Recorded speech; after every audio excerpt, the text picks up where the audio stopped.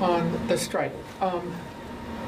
First thing, you called them high profile. Could you explain to us, but not senior? So, and then I have a follow-up on the strike.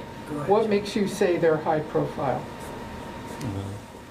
Based on the intelligence collected and activities in the past, that was the classification used for those. General Taylor, can you just clarify, were you actually targeting both of these individuals, or were you targeting one and the other one happened to be there and got struck? We had the intelligence that led us to the target area that allowed for that strike to happen with the BDA as briefed. Were you targeting two individuals in this strike? We had intelligence that allowed us to conduct that strike on those multiple individuals. John, if I could ask you also, so now you have done this strike, what is the assessment or feeling about the impact of this strike on ISIS-K in Afghanistan? Have you degraded them in any fashion? Can you explain that if they're high profile?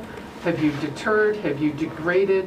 What is your conclusion about what the impact of this strike actually has been? They have two high profile planners, or one planner, one facilitator, that are no longer on their muster roll.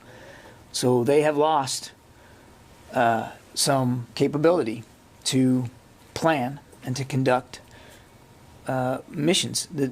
But Barbara, make no mistake, nobody's writing this off and saying, well, we got them, so we don't have to worry about ISIS-K anymore. Not the case. As I said earlier, the threat stream is still active, still dynamic. We're still laser focused on that and force protection. And we aren't thinking for a minute that what happened yesterday gets us in the clear. Not a minute. But do we believe that we hit valid targets? Bad guys who can do bad things and can plan bad missions? Absolutely. And do we think that that will have some impact on their ability going forward? Absolutely. What and to how much, we're just going to have to keep watching the intelligence going forward. I don't know if you can answer, but does the United States have a sense, even if you can't say names, do you have any sense of who is in command of ISIS-K right now?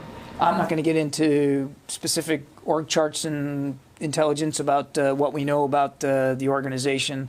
Obviously, we put a lot of time and effort into learning as much as we can, and I think for security purposes, I'm just going to leave it at that. Laura. So a couple quick questions about the attack itself. First of all, where did the unmanned aircraft come from? Was it a Reaper drone, Predator drone? Can you give us any information about the aircraft? Over the horizon. Okay, so no specific information you can give us? It came from over the horizon. Okay. And then there were reports that the targets were in a vehicle? Is that accurate? Or was there any other damage to ISIS infrastructure?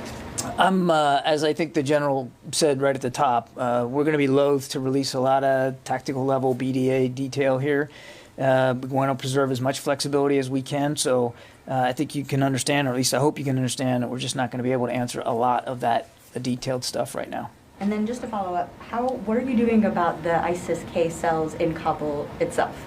Because clearly these attacks are coming from Kabul. It's possible the terrorists have gone underground. Obviously, you can't target the city itself with airstrikes right now. Yeah. What I would tell you is we're watching the threat stream very carefully, Laura. Clearly, they have the ability to operate inside Kabul. We're mindful of that. And we're watching it as closely as we can. And we're obviously trying to make sure that we have available to us as much information and context as possible so as to prepare for any future attacks. And that certainly, we have to assume, could come from or be planned out of or sourced out of places that they might have established themselves in Kabul. I think that's really as far as we're going to be able to go right now. Okay?